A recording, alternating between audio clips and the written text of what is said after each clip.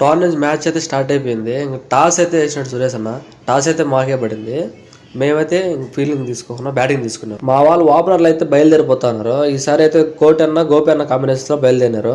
నేనైతే చాలా మ్యాచ్ నుంచి గమనిస్తా ఉన్నా, ఆపోజిట్ ఫస్ట్ వేసే ఓవర్ అయితే వైడ్ అయితే వేస్తా ఉన్నారు. మాకైతే 2 వీక్స్ నుంచి అయితే గోపన్ అయితే టీంలో అయితే ఆడలేదు. సురేష్ అన్న గోపన్ అయితే టీంలో ఆడలేదు. ఈరోజు అయితే వచ్చి ఆడుతా ఉన్నాడు గోపన్న. ఈ బాల్తో మ్యాచ్ ఆడేటప్పుడు అయితే ఖచ్చితంగా హెల్మెట్ అయితే వాడాలి.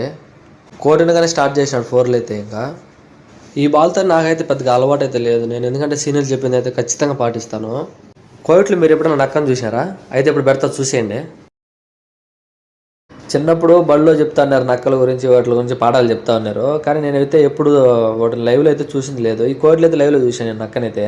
మేము ఆడే ప్రతి మ్యాచ్ అయితే లైవ్ స్కోర్ ఇస్తాము స్టంప్స్ అనే యాప్లో. రేపు ఫ్రైడే అయితే మేము మ్యాచ్ లైవ్ అయితే ఇస్తాను యూట్యూబ్లో. అందరూ చూసేయండి వచ్చి. మేము ఆడేది టోర్నమెంట్ కాబట్టి ఖచ్చితంగా మేము రన్ రేట్